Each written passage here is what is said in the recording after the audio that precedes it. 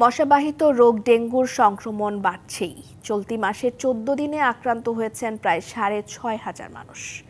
মৃত্যু হয়েছে ২৮ জনের। প্রতিদিনই এই সংখ্যা বাড়ছে। বছরের শেষ পর্যন্ত ডেঙ্গুর সংক্রমণ থাকবে বলে আশঙ্কা বিশেষজ্ঞদের। এডিস মশা নিয়ন্ত্রণে যেসব ব্যবস্থা নেওয়া হচ্ছে তা অপ্রতুল বলেও মনে করছেন তারা। রাজধানীর মহাখালী ডিএনসিসি কোভিড-19 হাসপাতালে এখনো রোগীদের ভিড়। মশাবাহিত নানা রোগ যেমন ডেঙ্গু, চিকুনগুনিয়ায় আক্রান্ত রোগীর সংখ্যাই এখানে বেশি।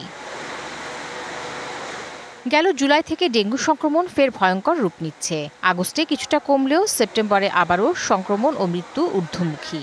স্বাস্থ্য অধিদপ্তরের পরিসংখ্যান বলছে, চলতি বছরে সেপ্টেম্বর পর্যন্ত ডেঙ্গু আক্রান্ত প্রায় ৩৮,০০০-এর কাছাকাছি। প্রতিদিনই এই সংখ্যা বাড়ছে লাফিয়ে।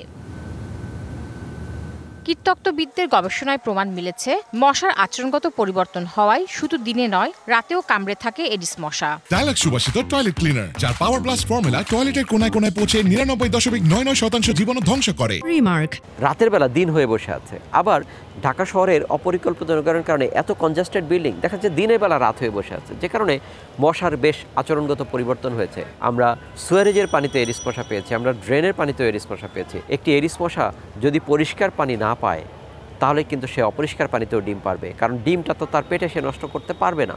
প্রয়োজনীয় ব্যবস্থা না নিলে বছর জুড়ে থাকতে পারে ডেঙ্গুর প্রকোপ।